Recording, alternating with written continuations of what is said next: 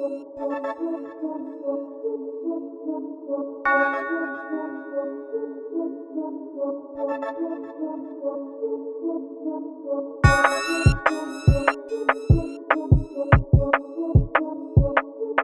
have got the founder and owner of NSZR, Johnny O'Brien III. By all means, how you doing today?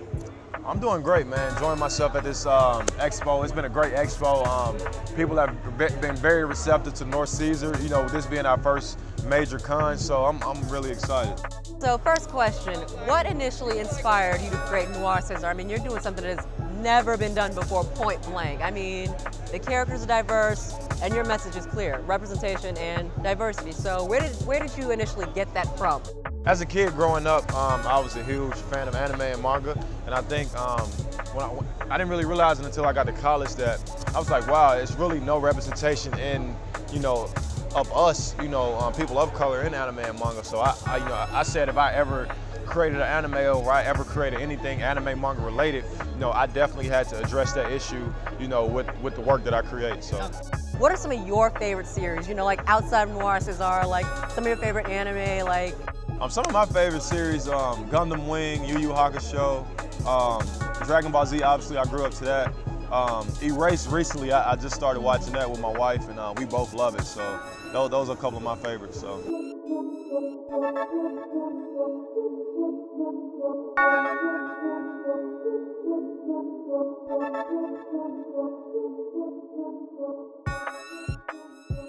What is your inspiration for Primus? What made you want to start on this project?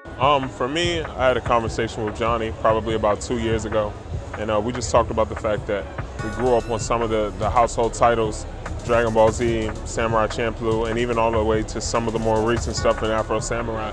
And I think that with technological advancements, there's such an oversaturation that people don't really have an opportunity to dive in and find some personal relatability with the titles. So that was really the emphasis for me, is wanting to challenge the culture to take a step backward, you know what I mean, to live their childhood, to embark on things that they may not necessarily have in their comfort zone. But we have to understand that in order for us to truly be about diversity, everybody has to find their part and collectively pitch in on everything to make something great, to make a great product.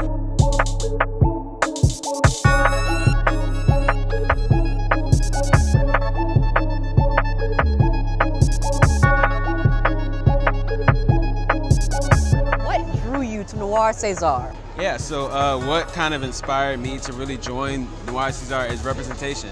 I think it's incredibly important that we create series that not only, you know, adults can enjoy and see themselves in, but children. Yeah. You know, when we were kids, we grew up seeing all these heroes that we all wanted to be, but there was a really big lack of representation for characters that we could dress up as for Halloween or that we could just play around with our friends. So when Noir was approaching me about Johnny and he told me the idea and the concept that he wanted for it, I fell in love. I understood the mission, understood the vision, and I was down for it.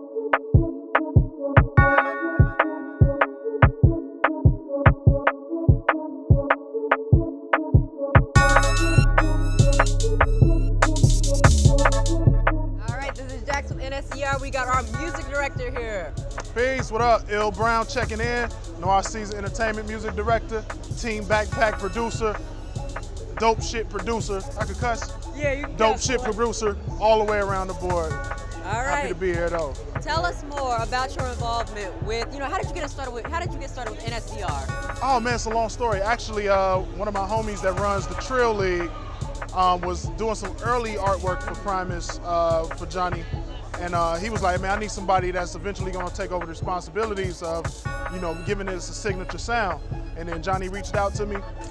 He came, hung out with me in Cali, and we hit it off. Ever since, we've been like brothers. And from there, ever since then, I've just been knocking out music for all types of stuff, advertisements. Yeah. Obviously, the trailer that we unveiled today, that's super dope. All right, and tell us more about, like, you know, as far as like your involvement, like what made you want to get involved? Well, first of all, I love manga comics. I love anime. I've been watching anime since Akira and Go-Go 13 and Ninja Scroll. Yeah. So I'm old school with my anime. So as soon as Johnny presented the opportunity, he was like, dude, I need like a certain type of sound for the aesthetic. I said, dude, whatever you need, I need to be a part of this. This is a cultural shift. So anytime you're dealing with hip hop culture, anime, bridging the gap, I said I had to be a part of this. There was no way I wasn't going to help out with this.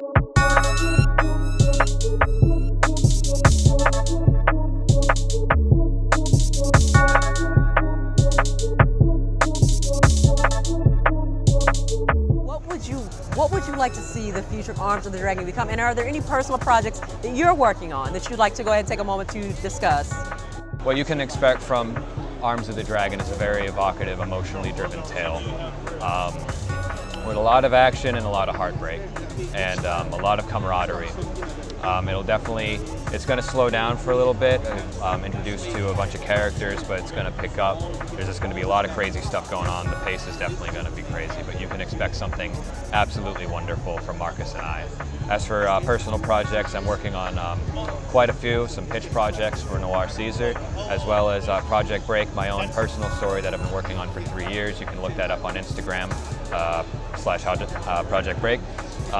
World Purgers, and also I'm working on I'm writing the Latch Keys with Mikhail. We're doing a Kickstarter for that. I'm the co-writer, and you can support that effective immediately. And that's it.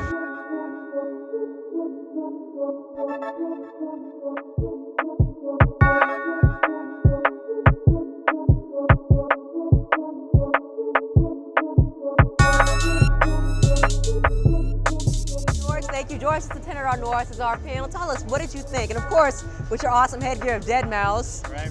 What'd you think? I love the trailer. I love anything that tries to push the boundaries and connect things that were not once there. Because everything I love built off of each other. Hip hop found martial arts back in the day. Even anime found hip hop down the road. And it's about time that they just all start talking together and working together. And I think the representation thing is too. I mean, you know, like, anime being from Japan, it has that bias, or like even in America, like it's a lot of main actors in movies or like cartoons are still predominantly white, you know, as people of color, that's not there yet. And any effort to try to like make someone see, like you guys said, hey, you're a kid, there's a hero that I can look up that shares with me on a lot of deeply personal levels, that's good shit. That's what's up.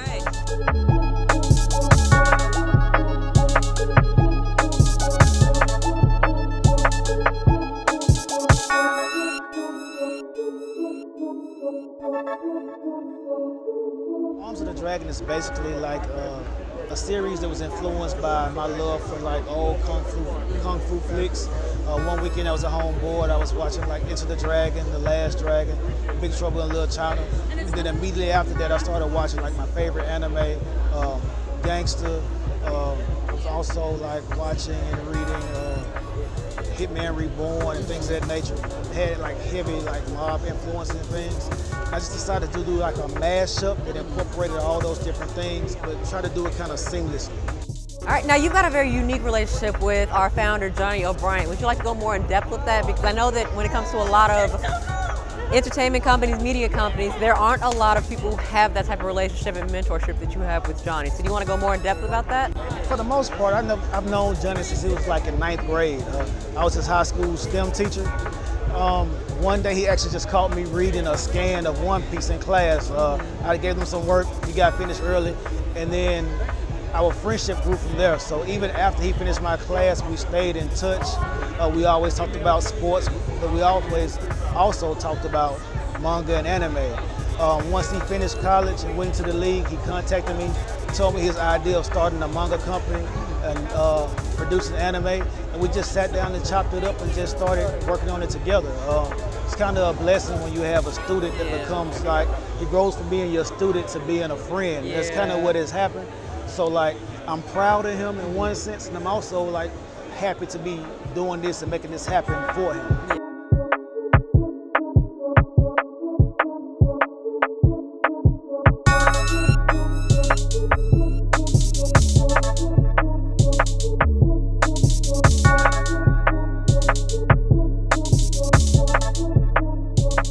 I mean, tell us about your experience, you know, like what drew you to the panel initially and just like what it was that kind of got you emotional too. Okay, well, I work in labor organizing and I try to go to a lot of community events and just try to become more culturally aware and just like figure out what's going on in our community. And my friend is actually an artist. She's in the Artist Alley right now. and she asked me to come help. Oh, sweet. And then she was like, why don't you take a break? Like, maybe there's something you want to do. And I was looking through the schedule and I saw diversity in anime and manga. That was like right up my alley. Yes. So I went and I was so happy. Like, just seeing everybody on stage and even like everyone who came, and it was like basically a full room. Yeah, it was. It was. I was like, dang, these are like my people.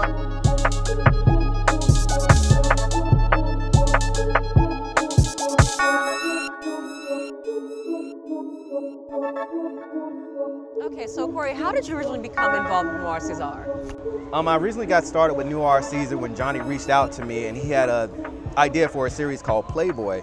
And his original pitch idea was an ex-Marine turned gigolo, and it sounded absolutely ridiculous at the time, but I wanted to make it kind of like a Jekyll and Hyde story with mixtures of Quentin Tarantino, and he loved that idea.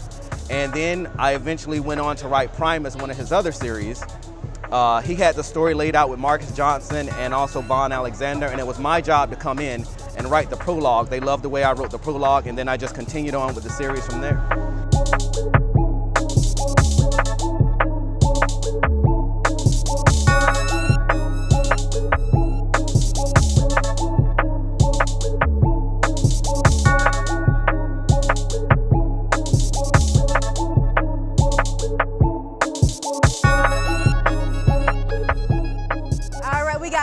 He's going to tell us what he thought of the trailer and everything that NSZR is doing. So tell us what you thought. I don't know, it's just, I'm really digging the aesthetic, overall aesthetic. I feel like in terms of anime, hip-hop is really oddly underrepresented. Even in like video games and stuff. We got stuff like Jet Set Radio, stuff like Anarchy Reigns, but I kind of want to see that a lot more in anime. So the stuff you guys are doing, I'm just really digging it, especially with the soundtrack, especially with the aesthetics, that kind of stuff.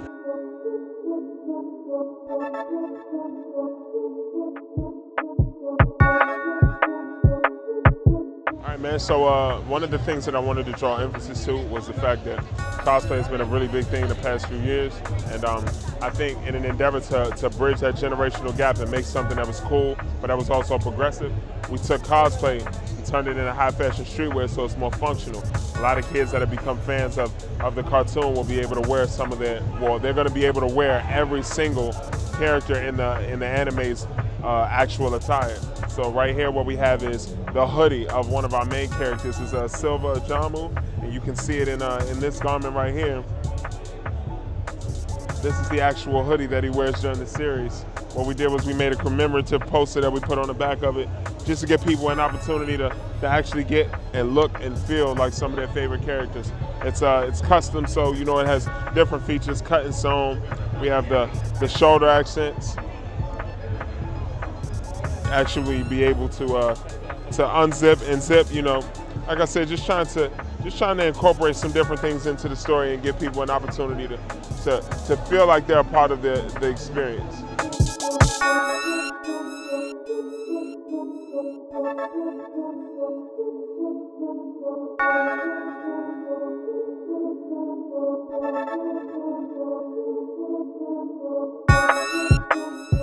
What would you like to tell future generations who want to be where you are right now? I mean, especially being a man of color and being a black man at that especially. So I mean, what would you tell future generations who want to be where you are right now?